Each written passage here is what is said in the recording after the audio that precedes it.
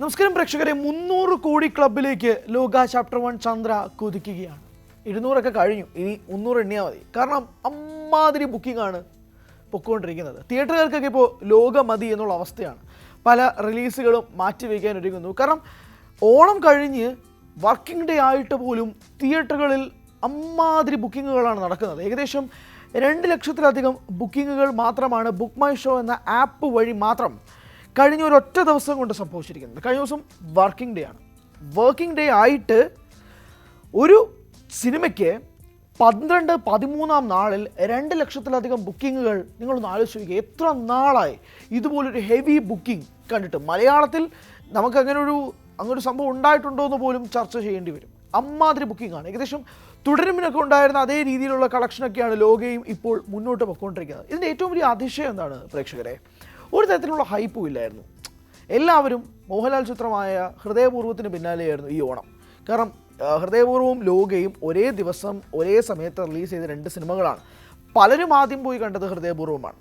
കാരണം ലോകയ്ക്ക് വലിയ പ്രതീക്ഷ ഒന്നും ആരും കൊടുത്തില്ല. കല്യാണി ലീഡായിട്ട് വരുന്ന സിനിമ എന്തുണ്ടാവാനാണ്, അസ്ലനും ഉണ്ട് പടത്തിൽ. പക്ഷേ ഒരു രീതിയിലുള്ള പ്രതീക്ഷയുമില്ലാതെ എല്ലാവരും മോഹൻലാൽ ചിത്രത്തിലേക്ക് തന്നെ പോയി. പക്ഷേ പിന്നീട് വന്ന വേർഡിക്റ്റുകൾ, ആദ്യ പ്രദർശനത്തിന് ശേഷം വന്ന ഭീകരമായ റെസ്പോൺസ്, ഇതെല്ലാം ചിത്രത്തെ ഇപ്പോൾ എത്തിച്ചു നിൽക്കുന്നത് 300 കോടി ക്ലബിലേക്കാണ്. പ്രിയപ്പെട്ട പ്രേക്ഷകരെ, ഓരോ ദിവസം കഴിയുമ്പോഴേക്കും ഓരോ താരങ്ങൾ അവർ അഭിനന്ദിച്ചുകൊണ്ട് സമൂഹ മാധ്യമങ്ങളിൽ രംഗത്തെത്തുന്നുണ്ട്. കഴിഞ്ഞ ദിവസം കീർത്തി സുരേഷ് വന്നിട്ട് കല്യാണിയെ അഭിനന്ദിച്ചുകൊണ്ടൊരു പോസ്റ്റ് ഇട്ടു.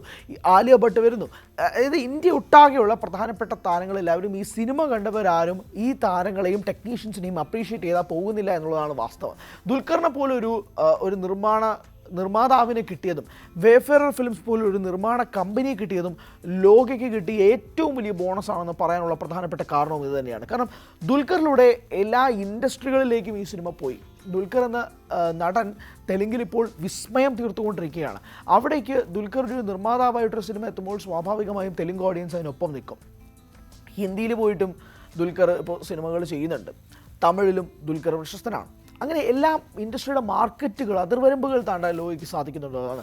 ഇതിൻ്റെ എല്ലാം തുടക്കം ആലോചിച്ച് നോക്കിയേ. 30 കോടിയാണ് ബഡ്ജറ്റ്. 30-ൽ നിന്നും 300-ലേക്ക് മാജിക്കൽ ഫിഗർ. ഏത് നിർമ്മാതാവും കൊതിക്കുന്ന ഫിഗർ. അതായത് production cost, full production cost including dubbing എല്ലാ വർക്കും ചേർന്ന് 30 കോടിക്ക് താഴെ എടുത്ത പടത്തിന് 10 ഇരട്ടി, ഞാൻ ഇപ്പോഴും നിലവിലത്തെ കാര്യമായിട്ടാണ് പറയുന്നത്, നിലവിൽ 10 ഇരട്ടി ഗ്രോസിലേക്ക് 300 കോടി ക്ലബിലേക്ക് എത്തുക എന്നൊക്കെ പറഞ്ഞാൽ പക്ഷേ നിസ്സാര തുകയ്ക്കൊന്നും ഈ സിനിമ നിൽക്കാൻ പോകുന്നില്ല. അതാണ് വാസ്തവം. ഇപ്പോൾ എമ്പുരാനൊക്കെ ആദ്യത്തെ 2-3 ദിവസത്തിന് ശേഷം ഒരു ഭയങ്കര ഡിക്ലൈൻ ഉണ്ടായിരുന്നു ആ സിനിമയ്ക്ക്. കാരണം അതിനൊക്കെ എന്നൊക്കെ പറഞ്ഞാൽ സ്കൈ ലെവൽ ഹൈപ്പായിരുന്നല്ലോ എമ്പുരാൻ. അമ്മാതിരി ഹൈപ്പിൽ പ്രതീക്ഷയോടെ വന്നിട്ട് തിയേറ്ററിൽ അത് വേണ്ട രീതിയിൽ ഓഡിയൻസിനെ സാറ്റിസ്ഫൈ ചെയ്യാൻ സാധിച്ചില്ല. പിന്നീട് ഒരു ഡിക്ലൈൻ തന്നെ ആ ബുക്കിങ്ങിൽ വന്നു. ഒന്ന് ആലോചിക്കുക, എമ്പുരാൻ ഒരു പോസിറ്റീവ് റെസ്പോൺസാണ് ഉണ്ടായിരുന്നെങ്കിൽ, അല്ലെങ്കിൽ ലോകയ്ക്ക് ഉണ്ടായ റെസ്പോൺസ് എമ്പുരാൻ ഉണ്ടായിരുന്നെങ്കിൽ 500 കഴിഞ്ഞ് ആ സിനിമയുടെ കളക്ഷൻ പോയേനെ. ലോക എത്തി നിൽക്കുന്നതിൻ്റെ ഒരു പ്രശ്നം എന്ന് പറഞ്ഞാൽ ഈ ഒരു ഹൈപ്പില്ലായിരുന്നു.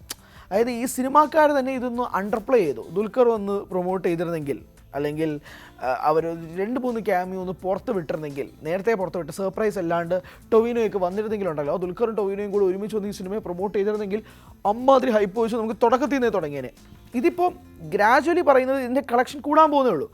കഴിഞ്ഞ ദിവസം ഒരു വർക്കിംഗ് ഡേ ആയിട്ട് പോലും, ഇന്നത്തെ ദിവസം ഒരു വർക്കിംഗ് ഡേ ആയിട്ട് പോലും, കഴിഞ്ഞ ദിവസം രാത്രി സെക്കൻഡ് ഷോയിൽ, അതും അർദ്ധരാത്രി 12 മണിക്കുള്ള ഷോയ്ക്കൊക്കെയാണ്. ഈ സിനിമയുടെ ഡ്യൂറേഷൻ തന്നെ ഏകദേശം 2 മണിക്കൂർ 35 മിനിറ്റോളം ഉണ്ട്. അത് കാണാൻ വേണ്ടി കുട്ടികൾ ഉൾപ്പെടെയുള്ള ആളുകളാണ് എത്തുന്നത്, പ്രേക്ഷകരെത്തുന്നത്. അത്രയ്ക്ക് ഹൈപ്പിലൊരു മലയാള സിനിമയെ സെക്കൻഡ് ഷോയ്ക്ക് ഒരു സാധനം വരണമെങ്കിൽ ഒരു മോഹൻലാൽ ചിത്രമായിരിക്കണം എന്നുള്ളത് മാത്രമാണ് മലയാളികൾ കണ്ടിട്ടുള്ളത്. പക്ഷേ ഇതൊരു മോഹൻലാൽ ചിത്രമല്ല. മോഹൻലാൽ ചിത്രമല്ലാത്തൊരു മലയാള സിനിമയ്ക്ക് ഇത്രയും വലിയൊരു റിസപ്ഷൻ കിട്ടണമെങ്കിൽ അതിൻ്റെ സ്റ്റഫ് കൊണ്ട് മാത്രമാണ്, അതിൻ്റെ കണ്ടന്റ് കൊണ്ട് മാത്രമാണ് ലോകം ഇത്രയധികം ചർച്ച വിഷയമാകുന്നതും, ലോകയെ പറ്റിയുള്ള ഓരോ ദിവസവും ഇതിനെപ്പറ്റിയുള്ള ബുക്കിങ്ങുകൾ സംസാരിക്കുന്നതും, ലോകയെ പറ്റി ഓരോ ഇൻഡസ്ട്രിയിലുള്ളവർ സംസാരിക്കുന്നത് കേട്ടിട്ട് സത്യം പറയുകയാണെങ്കിൽ മലയാളം ഇൻഡസ്ട്രി തന്നെ ഏറ്റവും വലിയ സുവർണ്ണ കാലഘട്ടത്തിലാണ് പോയിക്കൊണ്ടിരിക്കുന്നത്. അത് മറ്റൊരു സിനിമയ്ക്കും അവകാശപ്പെടാൻ കഴിയാത്ത രീതിയിൽ ലോകം മാത്രം തീർക്കുന്ന ഒരു വിസ്മയമായിട്ടുമാണ് ഇത് കണക്കാക്കാൻ. അങ്ങനെ ലോകയിലൂടെ മലയാളം ഇൻഡസ്ട്രി ഒരു പുതിയ തലത്തിലേക്ക് പോകുമ്പോൾ ഇതിന് ഏറ്റവും വലിയൊരു പോസിറ്റീവ് ഫാക്ടർ എന്ന് പറയുന്നത് ലോകയോടെ ഈ സിനിമ അവസാനിക്കുന്നില്ല. ലോക ചാപ്റ്റർ 1 മാത്രമാണിത്. ഇതിൻ്റെ തുടർന്നുള്ള ചാപ്റ്ററുകൾ വലിയ പ്രതീക്ഷകൾ നൽകുന്നതാണ്. അതാണ് ഈ സിനിമയുടെ ഏറ്റവും വലിയൊരു പോസിറ്റീവ് ഫാക്ടർ. നമ്മളിപ്പോൾ ഒരു വിസ്മയം തീർത്തു. തുടരും പോലൊരു സിനിമയ്ക്ക് 2ാം ഭാഗം ഉണ്ടാകുമെന്ന് തരുൺ മൂർത്തി പോലും ഇപ്പോൾ നിലവിൽ വിശ്വസിക്കുന്നില്ല. അദ്ദേഹമായിട്ടുള്ള അഭിമുഖം ഞാൻ എടുത്തതിന് ശേഷം പോലും അദ്ദേഹം അതിനെപ്പറ്റി യാതൊരു സൂചനകളോ അങ്ങനെ ഒരു പ്ലാനിങ്ങോ പറയുന്നില്ല. അത് അവിടെ അവസാനിച്ചു. ലോകം അവസാനിക്കുന്നില്ല. അതാണ് ഇതിൻ്റെ ഏറ്റവും വലിയ പോസിറ്റീവ്. ലോകയുടെ ചാപ്റ്ററുകൾ ഇനി കിടക്കുകയാണ്.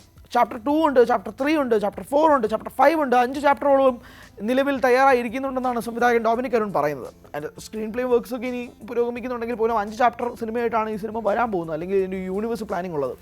അതിൽ എത്രത്തോളം താരങ്ങൾ വരും? ഇപ്പോൾ ക്യാമിയോ ആയിട്ട് വന്ന സസ്പെൻസ് ആയിട്ട് നിൽക്കുന്ന താരങ്ങൾ ഈ സിനിമയ്ക്ക് ഉണ്ട്. ഞാൻ അത് ആരാന്ന് പറയുന്നില്ല. ഇനിയും സിനിമ കാണാൻ ഒരുപാട് പ്രേക്ഷകരുണ്ട്, അതുകൊണ്ട് ഞാൻ ആരൊക്കെയാണെന്ന് വെളിപ്പെടുത്തുന്നില്ല. പക്ഷേ ഇനിയും ചാപ്റ്റർ 2ലേക്കൊക്കെ വരുമ്പോഴേക്കും ആളുകൾക്ക് ഓൾറെഡി മൈൻഡിലുണ്ട് ഈ താരങ്ങളെല്ലാവരും ഉണ്ടെന്ന്. അപ്പോൾ എങ്ങനെയാണോ ഇപ്പോൾ ഉണ്ടാകുന്ന ഹൈപ്പ്, അതിൻ്റെ 3 ഇരട്ടി 4 ഇരട്ടി ഹൈപ്പിലേക്ക് ഈ സിനിമയുടെ റിലീസിന് മുന്നേ എത്തും. റിലീസ് കഴിഞ്ഞിട്ടൊരു പോസിറ്റീവാണ് ഈ സിനിമ വരുന്നതെങ്കിൽ ഉറപ്പായിട്ടും കളക്ഷൻ റെക്കോർഡുകൾ എല്ലാം ഭേദിച്ചുകൊണ്ട് സിനിമ പോകും. ഒരു നോൺ മോഹൻലാൽ റെക്കോർഡുകളല്ല, വിത്ത് മോഹൻലാൽ റെക്കോർഡുകൾ പോലും ഇപ്പോൾ തീർക്കാനൊരു സാഹചര്യമുണ്ട്. ഒന്ന് ആലോചിക്കുക, കല്യാണി പ്രിയദർശൻ ലീഡ് ചെയ്യുന്ന സിനിമയാണ് ലോക. മലയാളത്തിൽ മാത്രമല്ല, തെന്നിന്ത്യയിൽ തന്നെ ഏറ്റവും പ്രധാനപ്പെട്ട ലേഡി സൂപ്പർ സ്റ്റാറുകൾ എന്ന് വിളിക്കപ്പെടുന്ന 2 പേരുണ്ട്.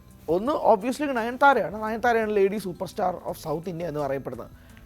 ആ lady superstar of south ഇന്ത്യയ്ക്കുള്ള ബോക്സ് ഓഫീസ് കളക്ഷനുകൾ നിങ്ങളൊന്ന് ആലോചിച്ച് നോക്കണം. ഒരു 100 കോടി പ്രോജക്റ്റില്ല, 100 കോടി കളക്ഷൻ സിംഗിൾ ഹാൻഡഡ്ലി നയൻതാര നേടിയെടുത്തിട്ടില്ല. സിംഗിൾ ഹാൻഡഡ്ലി ഞാൻ പറയുന്നത് നയൻതാര ലീഡ് ചെയ്യുന്ന സിനിമയുടെ കാര്യത്തെക്കുറിച്ചാണ് സംസാരിക്കുന്നത്. ഒരു നായികയായിട്ടല്ല, നയൻതാര ഷോൾഡർ ചെയ്യുന്ന സിനിമ. അതോടൊപ്പം തന്നെ രണ്ടാമത് പറയുന്ന ഒരു നായികയാണ് അനുഷ്ക ഷെട്ടി. അനുഷ്ക ഷെട്ടിയുടെ ഒരു സിനിമ 2 ദിവസം മുമ്പാണ് റിലീസ് ചെയ്തത്. പലരും അറിഞ്ഞതുപോലുമില്ല. കഴിഞ്ഞ വെള്ളിയാഴ്ചയാണ് ആ സിനിമ റിലീസ് ചെയ്തത്, ആരും അറിഞ്ഞിട്ടില്ല. അപ്പോൾ അങ്ങനെ നിൽക്കുന്ന ലേഡി സൂപ്പർ സ്റ്റാറുകളെന്ന് വിളിപ്പേരുള്ള പ്രധാനപ്പെട്ട 2 നായികമാരും ഇപ്പോൾ കിതയ്ക്കുന്നൊരു ഘട്ടത്തിൽ കല്യാണി വരികയാണ്. കല്യാണി പ്രൊജക്റ്റ് ചെയ്യപ്പെടുകയാണ് സൗത്ത് ഇന്ത്യൻ സിനിമയിലും ഇന്ത്യൻ സിനിമയിലേക്കും. അവിടെയാണ് ഈ വ്യത്യാസം. കല്യാണി വരുമ്പോൾ സ്വാഭാവികമായിട്ടും മലയാളത്തിൽ ഇത് ഒതുങ്ങാൻ പോകുന്നില്ല. ഇതിൻ്റെ റൈറ്റ്സ് പലതിലേക്കും പോകാം, അല്ലെങ്കിൽ ഇത് ദുൽഖർ വേഫർ ഇത് പലയിടത്തേക്കും ഡബ് ചെയ്ത് പോകുന്നുണ്ടെങ്കിൽ പോലും ഇതിൻ്റെ റൈറ്റ്സ് വിൽക്കപ്പെടാം. കല്യാണിക്ക് ഇനി മറ്റ് ഇൻഡസ്ട്രികളിലേക്കും പ്രോജക്റ്റുകൾ കിട്ടാം. കല്യാണി എന്ന് ആലോചിക്കുക, ഏറ്റവും കൂടുതൽ ബോഡി ഷേമിങ് കേട്ടൊരു നായികയല്ലേ കല്യാണി. സിനിമയിൽ വരുന്നതിന് മുന്നേ തന്നെ തൻ്റെ തടി കാരണം എന്തോരം ബോഡി ഷേമിങ് കേട്ട വ്യക്തിയാണ് കല്യാണി. അല്ലാതെ ഇപ്പം പ്രിയദർശൻ്റെ മകളായതുകൊണ്ട് തന്നെ കല്യാണിയുടെ ചിത്രങ്ങളൊക്കെ തന്നെ അതിന് മുന്നേ തന്നെ മാഗസീൻസിലൊക്കെ വന്നിട്ടുണ്ട്. അപ്പോൾ തന്നെ എന്തൊരു വിമർശനങ്ങൾ. അവിടെ നിന്ന് തൻ്റെ കഠിനാധ്വാനം കൊണ്ട്, തൻ്റെ ഹാർഡ് വർക്ക് കൊണ്ട്, തൻ്റെ ബോഡി പെർഫെക്റ്റ്ലി ഷേപ്ഡ് ആക്കി ഒരു ക്യാരക്ടറിനെ ബ്ലെൻഡ് ചെയ്തുകൊണ്ട് അനുയോജിച്ചുകൊണ്ട് കല്യാണി എത്തുമ്പോൾ അതാണ് ഹാർഡ് വർക്ക്, അതാണ് ഡെഡിക്കേഷൻ. അതുകൊണ്ടാണ് കല്യാണി എത്രയധികം ആളുകൾ സപ്പോർട്ട് ചെയ്യുമ്പോൾ പോലും അതിനകത്തുള്ള വിൽ പവർ, ഡെഡിക്കേഷനെ പറ്റി ആളുകൾ സംസാരിക്കുകയും ചെയ്യുന്നത്.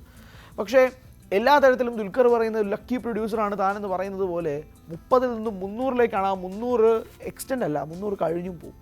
സോ ലോക ഈസ് ക്രിയേറ്റിംഗ് മാജിക്, ആൻഡ് ആ മാജിക്ക് നമുക്ക് ലൈവായിട്ട് കാണാൻ പറ്റുന്നുണ്ട്. ഇൻ കേസ് ഓഫ് മാർക്കറ്റിൻ്റെ കാര്യത്തിലായാലും അല്ലെങ്കിൽ എല്ലാ രീതിയിലും ആ സിനിമ സംസാരിക്കപ്പെടുന്നുണ്ട്, ലോക സംസാരിക്കപ്പെടുന്നുണ്ട്.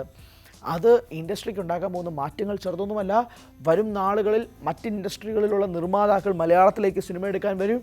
ഹോംബാലെ ഫിലിംസ് KGF-ഉം കാന്താരയും ഒക്കെ തീർത്ത ഹോംബാലെ ഫിലിംസ് കേരളത്തിലേക്ക് ഫഹദിനെ നായകനാക്കിക്കൊണ്ട് ധൂമം എന്ന സിനിമ ചെയ്തു. അത് അൺഫോർച്ചുനേറ്റ്ലി പരാജയമായി മാറിയെങ്കിൽ പോലും ഇതുപോലുള്ള നിർമ്മാതാക്കൾ ഇൻഡസ്ട്രികളിലേക്ക് വരും. അതൊരു വലിയ ഗുണം ചെയ്യും. ഇതുപോലെ മാർക്കറ്റുകൾ കേരളത്തിൽ ഓപ്പൺ ആയാൽ സ്വാഭാവികമായും മാർക്കറ്റ് കണ്ട് വലിയ പ്രൊഡ്യൂസേഴ്സ് വരും. വലിയ വിഷനുള്ള സംവിധായകർക്ക് അവരുടെ വിഷൻ തുറക്കാൻ സാധിക്കും. ഡൊമിനിക്കിനെ പോലെ ഇനിയും സംവിധായകർ മലയാളത്തിലേക്ക് വരും. അങ്ങനെ ഒരു വലിയ ഇൻഡസ്ട്രി ആയിട്ട് മോളിവുഡ് കുതിക്കും. അടുത്ത 5 വർഷത്തിനുള്ളിൽ മലയാളം ഇൻഡസ്ട്രി 2030-നുള്ളിൽ വലിയ മാറ്റങ്ങൾ തീർക്കുമെന്ന കാര്യത്തിൽ തർക്കമൊന്നുമില്ല.